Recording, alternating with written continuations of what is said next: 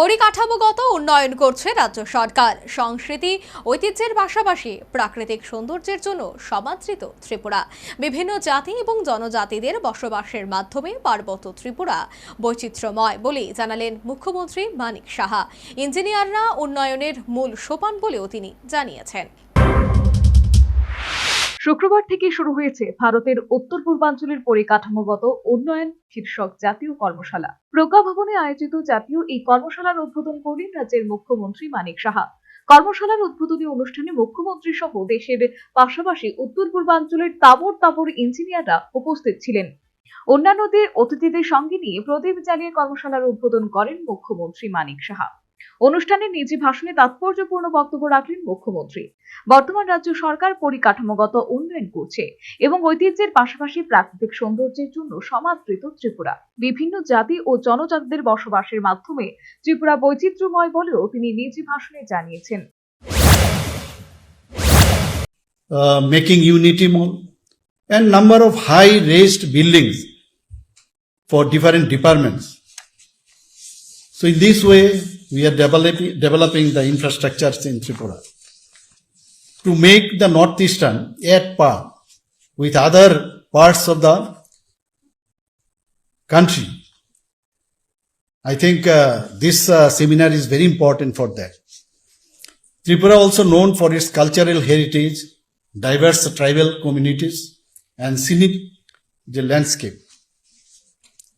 Tripura is a blend of heritage and beauty. We have 19 plus 1 now 20 this tribal community in Tripura along with Bengali community, Manipuri community and others. So they have their own the heritage and their culture.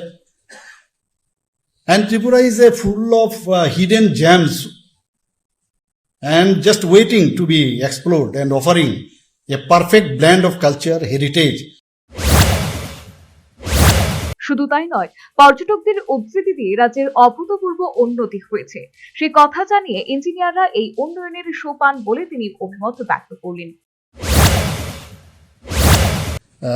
Officer from Assam Rifles, he came to me to meet with me. So he was telling that he was also here in Tripura before. So when he landed Tripura, Agartala, so he was telling that there is tremendous change in Tripura. We cannot think that such kind of development have occurred in Tripura. So it is because of all of you. Engineers are the mainstay, if I am not wrong. You are shaping the whole country as well as northeastern region and Tripura. So I strongly believe this seminar will promote awareness. In every seminar it happens. In our case also, in doctors' seminar, the same thing I always repeat. In your case also, 3 days seminar will be there. I think so many things will come up. রাজ্যে উন্নয়নের দিশা স্বরূপ যে সমস্ত জাতীয় সড়ক ও অন্যান্য সড়কের পাশাপাশি বিভিন্ন পরিকাঠামো গড়ে তোলা হচ্ছে তার নিজ ভাষণে বিস্তারিতভাবে তুলে ধরেন মুখ্যমন্ত্রী মানিক সাহা। সর্বোপরি শুক্রবার থেকে প্রজ্ঞা ভবনে শুরু হয়েছে ভারতের উত্তর পূর্বাঞ্চলের পরিকাঠামোগত উন্নয়ন শীর্ষক জাতীয় কর্মশালা।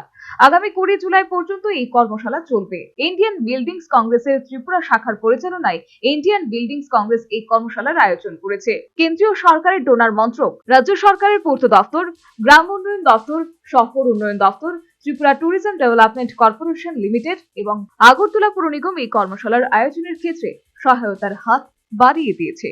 Bureau report, news vanguard.